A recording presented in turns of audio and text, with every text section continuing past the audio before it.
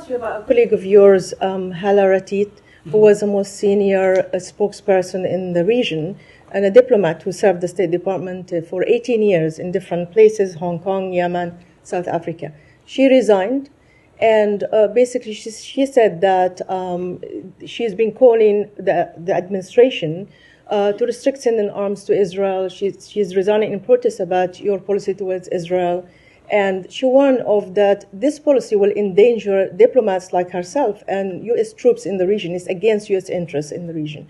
So what's your message to somebody like her and many in the State Department that the normal channel that you give them to express their opposition and their views is not going anywhere? It's basically they're just allowing them to speak, but there's no change of policy. So let me say a couple things there, Nadia. First and foremost, we're talking about a personnel matter, so I'm not going to delve into the specifics. She's an official. We're talking about a personnel matter, and so this is something that I'm not going to speak about specifically. I have seen the reports. Firstly, we have been, there is a process, there are channels that we've spent a lot of time in this briefing room talking about, for which our workforce can share their points of view when they disagree with a certain policy or a certain action that the U.S. government is taking.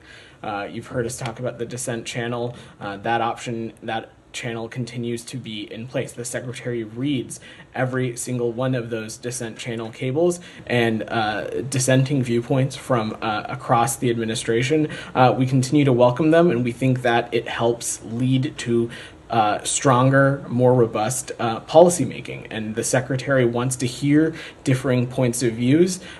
He believes it makes him a better, stronger leader of this department and a better and stronger policymaker. Ultimately, anybody's decision on whether they want to continue to remain employed somewhere or not, that is ultimately a decision for them to make. That's not anything for us to speak to. That's a very personal process. What I can say that when we're talking about the region, we are very clear-eyed about our goals and what we want. We want to see the hostages released. We want to see a ceasefire that is coupled with the release of hostages and the influx of humanitarian aid to continue to help alleviate the ongoing crisis that is in Gaza. We also want to see Hamas defeated. We want to ensure that Gaza can no longer be a launching pad for terrorism against the Israeli people. All of these things we want to see happen, and we are working tirelessly, day in, day out, to achieve this goal. And lastly, I'll just say, Nadia, when it comes to the safety and security of our diplomats, this Secretary has no higher priority than that, and that is factored into our decision-making when it comes to any kind of foreign policy that we pursue, whether it be in the Middle East or whether it be in other corners of the world.